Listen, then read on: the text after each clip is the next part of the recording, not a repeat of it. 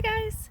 So my ideal classroom would be one that is like the library where you come in and you sit down and you're quiet and you don't make any noise and everybody's just peaceful and calm.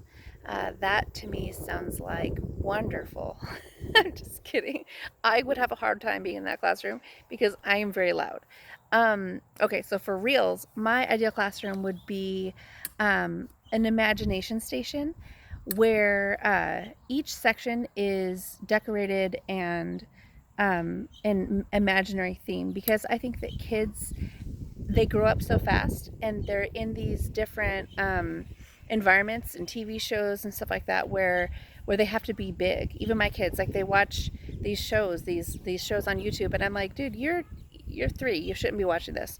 And but they do. They grew up so fast. They're 7 before they're 4, and so I think keeping them in their imagination where they can be creative and welcome new ideas and believe anything is possible and really create and nurture that learning environment, I think would be amazing.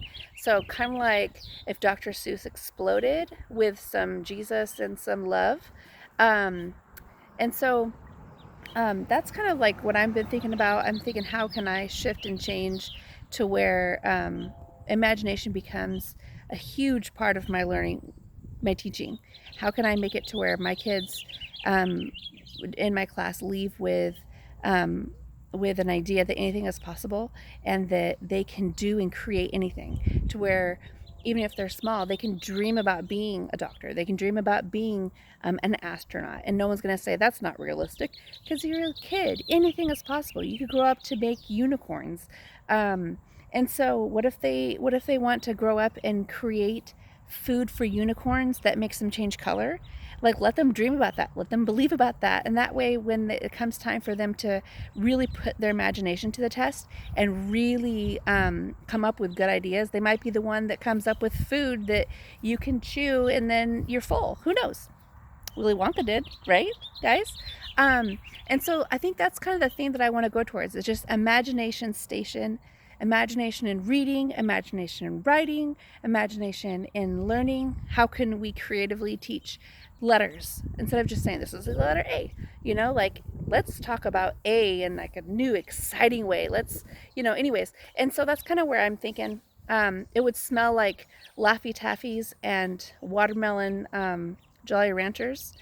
And if they let us bring in my little light that heats up wax, I could totally make that. I could make it happen. It would smell so good. It would sound like laughter and giggles.